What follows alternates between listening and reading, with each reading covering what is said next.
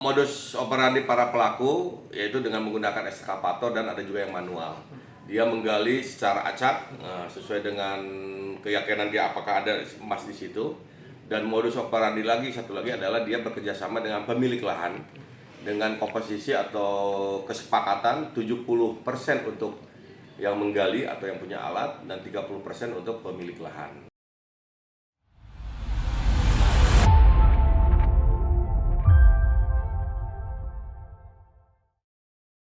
Oke, selamat siang Tribuners. Pada hari ini kita akan mewawancari secara khusus Bapak Dirkrimsus Polda Lampung, Bapak Kombes Pol Heri Rusyaman. Bahwasannya kita ketahui Polda Lampung telah mengamankan beberapa orang pasca terkait kasus tambang ilegal ya Pak Dir, Ya, betul. yang berada di wilayah Waikanan. Nah, Polda Lampung ini membongkar praktik tambang emas ilegal di Waikanan, dan praktik penambangan tersebut sudah berlangsung sejak 1,5 tahun ya Pak Dir ya. Kurang lebih dengan mengeksploitasi lahan seluas 200 hektar milik diduga PT PN 1 Regional 7. Nah, dalam kasus ini polisi mengamankan 24 orang yang diduga terlibat dalam aktivitas tambang emas ilegal, dan sebanyak 14 orang diantaranya sudah ditetapkan sebagai tersangka dan 10 orang yang Pak Dir masih pendalaman ya, saksi ya Pak Dir ya. Nah, Polda Lampung juga terus mengamankan 41 unit ekskavator dan 24 mesin dompleng dari lokasi diduga tambang emas ilegal di Waikanan tersebut. Lalu 17 unit kendaraan roda 2 dan 1 unit kendaraan roda 4. Nah, Pak Dir, bisa dijelaskan Pak Dir terkait kronologi awal terungkapnya praktik tambang emas ilegal di Waikanan ini Pak Dir? Bahwa proses penangkapan pelaku penambangan liar atau tanpa izin di Waikanan ini sudah ada perintah dari pimpinan, khususnya dari Pak Kapolri secara serentak, dan kita juga menurunkan tim gabungan bukan hanya Krimsus saja tetapi ada dari Direktorat Intelijen, Brimob, bahkan kerjasama dengan pihak TNI Angkatan Darat. Ini dilakukan secara serentak dan alhamdulillah kita sudah beberapa berhasil mengamankan. Dan ada juga beberapa informasi dari masyarakat, bahkan melalui sosial media, bahkan saking maraknya pertambangan yang ada di Waikanan. Oleh karena itu kita langsung melakukan tindakan secara gabungan dan alhamdulillah kita berhasil mengamankan 24 dan ditambah 2 orang tadi malam. Jadi totalnya 26 orang yang sudah kita amankan. Tetapi dalam proses pemeriksaan dari 26 itu 14 yang kita tetapkan sebagai tersangka dan 14 itu pun sudah kita lakukan penahanan. Untuk yang 12 orang kita masih lakukan penyelidikan lebih lanjut karena antara keterkaitan dengan pihak pelaku yang lain bahkan dengan barang bukti kita masih dalami di situ. Nah, kemudian Pak Dir, pertanyaan berikutnya, sejak kapan sih penyelidikan terhadap aktivitas tambang ilegal tersebut yang dilakukan oleh Polda Lampung nih Pak Dir? Ini sudah lama kita laksanakan, mungkin hampir 2 minggu ke belakang sudah kita laksanakan penyelidikan.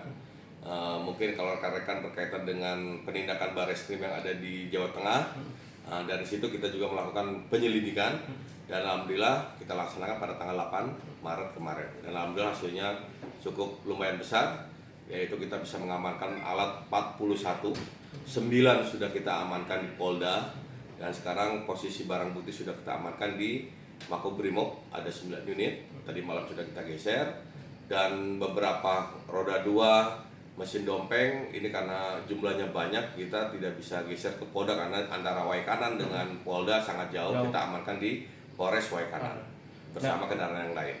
Pertanyaan berikutnya Pak Dir, apa modus operandi para pelaku dalam menjalankan tambang emas ilegal di lahan milik diduga PT PN Nusantara 1 Regional 7? Modus operandi para pelaku yaitu dengan menggunakan eskavator dan ada juga yang manual. Dia menggali secara acak sesuai dengan keyakinan dia apakah ada emas di situ.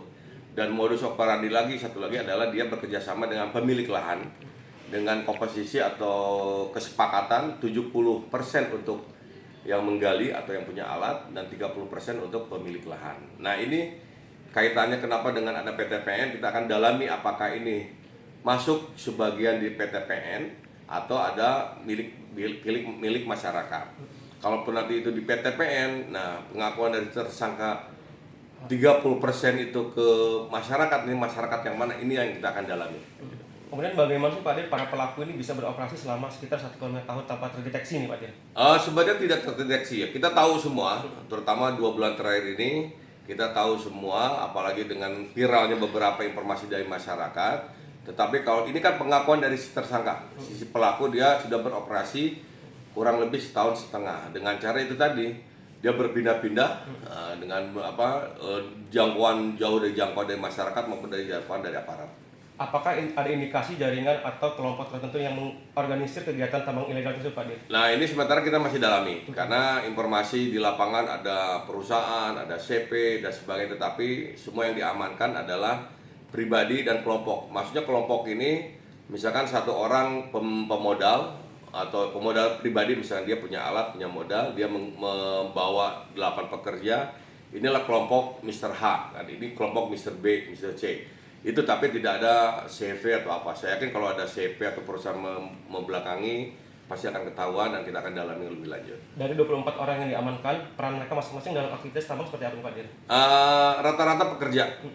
Pekerja kalau Mr. H yang salah satu yang ditetapkan di klaster yang satu, di klaster kilometer 9 itu adalah inisialnya kelompok Mr. H dengan 8 anggota pekerjanya. Nah itu dia punya alat, dia yang memodal dan kerjasama dengan pemilik lahan dengan kompensasinya 30% dari hasil per harinya. Apa perbedaan peran antara 14 orang yang telah ditetapkan sebagai tersangka dengan 10 orang yang satu saksi tadi Pak Dir? 14 itu jelas perannya dia sebagai pemilik alat, modal, memberikan gaji kepada pekerja, dan pekerja pun itu membantu melaksanakan kegiatan pertambangan liar.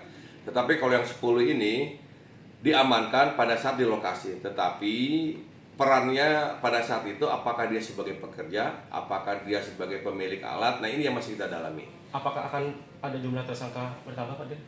Terbukti kemarin dari 24 menjadi 26. Nah ini ke depan pasti kita pastikan atau kita upayakan pasti ada salah satunya, kita akan mencoba memanggil beberapa yang kita diduga terlibat. Salah satunya mungkin nanti pemilik lahan dan sebagainya. Apakah para tersangkanya berasal dari masyarakat setempat atau dari luar daerah Pak Dir? Ada yang masyarakat tempat. Kalau masyarakat setempat ini rata-rata dia sebagai pekerja. Tapi kalau yang modal ada yang dari luar daerah. Luar itu maksudnya di luar dari Kabupaten Waikanan. Apakah ada dugaan keterlibatan pemodal atau aktor intelektual di balik tambang ilegal ini Pak Dir? Nah itu masih kita dalami, kita lihat Mr. H ini dia memiliki jaringan atau ada pemodal lain di atasnya, kita coba dalami. Apa saja barang bukti yang diamankan dari lokasi tambang ilegal tersebut Pak Dir? Itu tadi 9 yang sudah kita amankan di Polda, 9 ekskavator, terus 32 lagi masih di lokasi karena ada beberapa kendala, salah satunya mungkin alatnya itu masih tidak bisa kita jalankan. Masih ada terus ada beberapa dompeng kurang lebih sekitar 150 sampai 300 dompeng, terus ada motor roda 2 ada 17 dan roda 4 ada 1. Dan yang lainnya mungkin kita akan lihat lagi nanti ke depannya. Apakah untuk apa saja sih penggunaan 41 unit ekskavator tersebut dan 24 mesin dompeng itu ada dalam kegiatan penambang tersebut? Yang jelas alat itu untuk menggali kan, untuk menggali. Setelah digali nanti tanah yang diduga mengandung biji emas itu akan diolah dengan alat dompeng, disemprot dengan menggunakan semacam alat penyaring itu kayak dari terpal dengan digoyang-goyangkan, si tanahnya masukin ke terpal baru disemprot, nanti akan nyangkut tersaring biji emasnya. Nah itulah yang ini, itu seperti itu penggunaannya. Jadi alat dompeng itu untuk menyemprot atau menyedot tanah dan akan dialirkan ke sungai, baru nanti dari situ baru digeser ke pengolahan. Apakah alat berat tersebut milik para pelaku atau pihak lain yang menyewa Pak Dir? Nah dari beberapa ada yang milik pelaku, ada juga yang menyewa. Nah itu pun itu kita akan kembangkan. Dia menyewa ke siapa, kita akan gunakan, kita akan panggil. Apakah nah itulah kita lihat apakah dia betul-betul menyewa atau emang ada seperti yang dibilang kecurigaan dari masyarakat, dia sebagai aktor intelektual di belakang yang mensupport pelaksanaan ilegal ini. Itu Pak Dir. Seberapa besar kerusakan lingkungan ditimbulkan dari aktivitas tambang emas ilegal seluas 200 hektar tersebut Pak Dir? Itu kan perkiraan 200 hektar itu semua yang dilaksanakan keseluruhan ya. Dan seperti yang dibilang dari Pak Kapolda tadi waktu kemarin press release, ya kalau dilihat dari akumulasi kerusakan kerugian negara sangat besar. Satu, lahannya rusak. Yang kedua, kalau itu dimanfaatkan untuk misalnya oleh PTPN dengan menghasilkan kos sekian dikalikan berapa hari, berapa sampai setahun, yaitu tadi di atas 1 triliun ke atas. Untuk apakah sudah ada estimasi kerugian negara atau kerugian perusahaan Nah, akibat untuk itu nanti dalam pengembangan proses penyidikan kita akan bekerja sama dengan dinas lembaga lingkungan hidup. Yang kedua dengan dinas SD untuk kerugian negara. Apakah ada penggunaan bahan berbahaya seperti merkuri dalam proses penambangan? Untuk awal emang ada pengakuan dari tersangka atau pelaku, dia menggunakan untuk mengikat dari biji emas itu menggunakan merkuri. Nah, ini akan kita dalami lebih lanjut. Sumbernya dari mana merkuri dapatnya, nah, kita akan dalami seluruhnya. Pasal apa saja yang disangkakan pada para tersangka nih Pak Dir? Pasal Undang-Undang Nomor 3 Tahun 2020 tentang pertambangan ilegal, pasal 158 yaitu barang siapa yang melakukan pertambangan tanpa izin dengan ancaman hukuman maksimal 5 tahun dan denda 100 miliar.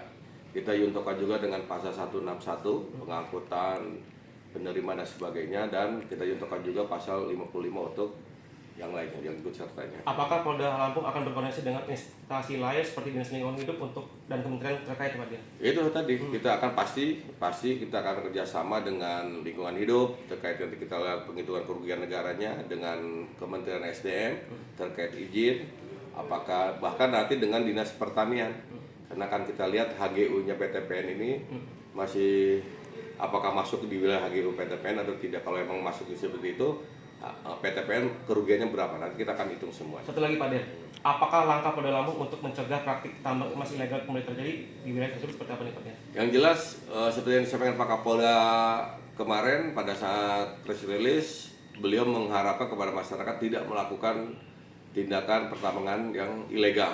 Yang jelas kita akan tindak tegas tanpa pandang bulu, apakah itu masyarakat atau mungkin oknum aparat penegak hukum dan sebagainya. Yang jelas kita menghimbau, kita sudah mensosialisasikan kepada masyarakat betapa bahayanya apabila pertambangan itu dilakukan secara ilegal. Karena kalau secara ilegal itu tadi dia gali sembarangan, tidak menggunakan teknik pertambangan yang benar, bahkan setelah itu pun tidak dilakukan reboisasi atau pemulihan lingkungan. Itu bahkan lebih bahaya lagi. Bisa menimbulkan satu, bencana alam, yang kedua konflik sosial. Konflik sosial itu mungkin antara penambang dengan masyarakat setempat yang merasa terganggu dan sebagainya. Ini yang kita himbau kepada masyarakat, dan kita pun menghimbau kepada masyarakat apabila ada menemukan informasi di wilayah lain seperti di luar dari Waikanan, segera laporkan ke kami. Kita akan dalami, kita akan lakukan penindakan yang sama seperti di Waikanan. Oke, terima kasih Tribuners Berada, bahwasanya kita sudah mewawancari 100 Pak Dirkrimsus dan ditemani oleh Bu Kabid Humas, Ibu ya. Bu Kabid Humas, Kombes Pol Yuni Iswan Naryuyun, dan Pak Dirkrimsus, Pak Kombes Pol Heri Rusyaman. Terima kasih. Dan pagi hari ini kami akan menyampaikan hasil pengungkapan illegal mining atau pertambangan ilegal di Kabupaten Waikanan pada tanggal 8 Maret 2026 dengan jumlah orang yang diamankan sebanyak 24 orang. Jadi kegiatan kita pada saat melakukan pengungkapan atau operasi untuk illegal mining tersebut dari Polda Lampung dibantu bersama-sama dengan Kodam 21 dan Inten termasuk dan Pomdam, kita melakukan kegiatan penertiban penegakan hukum di 3 kecamatan ya. Yang pertama di wilayah Kecamatan Belambangan Umpu, yang kedua Kecamatan Umpu Semenguk, dan Kecamatan Baradatu. Yang keseluruhannya ini di dalam areal HGU Perkebunan PTPN 7 Kabupaten Waikanan. Jumlah yang diamankan sebenarnya 24 orang, dan yang telah ditetapkan sebagai tersangka ada 14, sementara 10 orang lainnya masih berstatus sebagai saksi. Saat ini masih dilakukan pendalaman untuk mengetahui peran serta keterlibatan masing-masing dalam kegiatan penambangan emas tanpa izin serta memastikan terpenuhinya unsur tindak pidana sebagaimana diatur pasal 158 dan pasal 135 Undang-Undang tentang Pertambangan Mineral dan Batu Bara. Dasarnya adalah laporan polisi model A nomor 8, nomor 9, nomor 10 bulan Maret 2026 SPKT Ditreskrimsus Polda Lampung tanggal 9 Maret 2026. Waktu kegiatannya adalah pada hari Minggu tanggal 8 Maret 2026. Tempat kejadian di 3 kecamatan tersebut di Waikanan ada di 7 lokasi, 7 titik dari 11 titik. Yang sudah kita sentuh ada 7 titik, yaitu Jalan Lintas Sumatera PTPN 1, Regional 7, Kecamatan Blambangan Umpu, Kabupaten Waikanan, sekitar Sungai Betik. Yang kedua Desa Lembasung, Kecamatan Blambangan Umpu, Kabupaten Waikanan. Yang ketiga Jalan Lintas Martapura. Yang keempat Jalan KM 9 Blambangan Umpu, Kabupaten Waikanan. Yang kelima Jalan KM 6 Blambangan Umpu, Waikanan. Yang keenam Sungai Betih, samping lahan PTPN 1 Regional 7 Kecamatan Blambangan Umpu, Kabupaten Waikanan. Yang ketujuh lokasi PTPN 1 Regional 7 seputar Sungai Betih, Blambangan Umpu, Kabupaten Waikanan. Barang bukti yang sudah diamankan yaitu 41 unit eskavator dengan rincian 7 unit sudah diamankan di Polda, dibawa ke sini. Kemudian 2 dalam perjalanan menuju Polda Lampung dan 32 unit masih di TKP. Yang seluruhnya nanti akan kita bawa ke Polda Lampung. Kemudian barang bukti yang kedua yaitu 24 unit mesin dompleng atau alkon. 4 sudah di Polres dan 20 masih di TKP. Yang ketiga 47 buah jerigen berisi bahan bakar jenis solar. Selanjutnya 17 unit kendaraan roda 2, 1 unit kendaraan roda 4. Pasal yang dipersangkakan yaitu pasal 158 junto pasal 35 Undang-Undang Nomor 3 2020 tentang mineral dan batu bara, junto lampiran 1 nomor 133 Undang-Undang Nomor 1 Tahun 2026 tentang penyesuaian tindak pidana. Untuk pasal 158 unsurnya adalah setiap orang yang melakukan penambangan tanpa izin sebagaimana dimaksud dalam pasal 35 dipidana dengan pidana penjara 5 tahun paling lama dan denda 100 miliar rupiah. Pasal 35 unsur pasalnya yaitu usaha pertambangan dilaksanakan berdasarkan perizinan berusaha dari pemerintah. Lampiran 1 nomor 133 Undang-Undang Nomor 1 Tahun 2026 tentang penyesuaian tindak pidana Undang-Undang Nomor 3 Tahun 2020 tentang perubahan atas Undang-Undang Nomor 4 Tahun 2009 tentang pertambangan mineral dan batu bara.